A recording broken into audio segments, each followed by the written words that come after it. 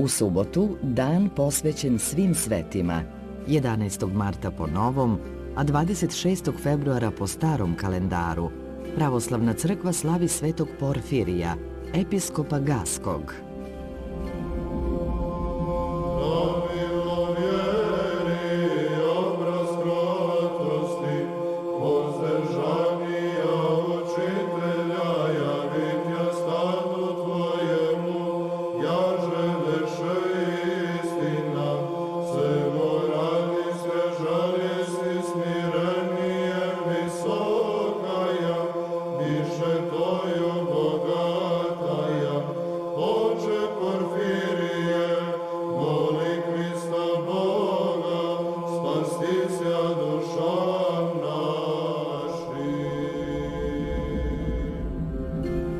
Porfirije se rodio u Solunu 346. godine.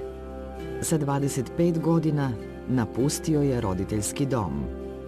Vođen ljubavlju za podvižničkim životom, uputio se u egipatsku pustinju. Tu se zamonašio i u Skitu proveo 5 godina pored svetih otaca. Potom je otputovao u Jerusalim i pošto je obišao sveta mesta i poklonio se grobu Hristovom, nastanio se u jednoj jordanskoj pešteri.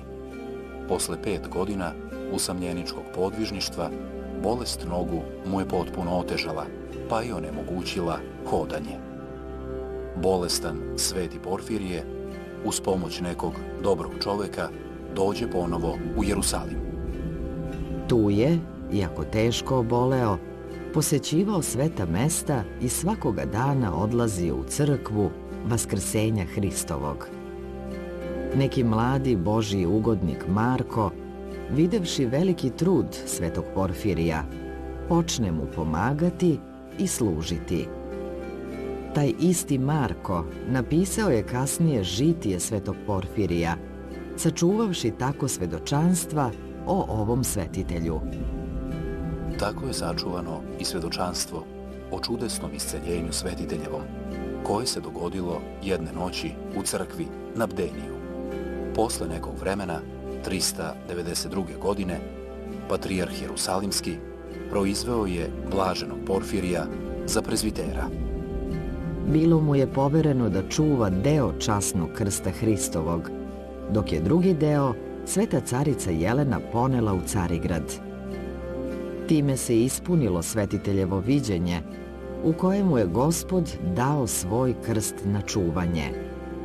Posle smrti episkopa Eneja u gradu Gazi, velikim zauzimanjem svetog Jovana Zlatoustog, na upražnjeno mesto izabran je sveti Porfirije. Smatrajući sebe nedostojnim tog čina, prepodobni se nerado prihvatio nove dužnosti oko 395. godine Gospodnje. U Gazi je zatekao samo 280 hrišćana. U ovom gradu carovalo je mnogobožačko sujeverje i idolopoklonstvo. Samo svojom ogromnom verom i danonoćnim strpljivim radom, sveti vladika Porfirije uspeo je da stanovnike Gaze prosveti Hristovom naukom. Podršku u svom apostolskom radu Porfirije je dobio i od vizantijskog cara Arkadija, a naročito od carice Evdoksije, koja je pomogla da se u Gazi podigne velelepna crkva. Posle mnogih godina episkopske brige, sveti Porfirije doživeo je da vidi grad Gazu prosvećen Hristovim evanđeljem. Upokojio se mirno u Gospodu 421. godine. Njegove svete mošti i danas počivaju u Gazi.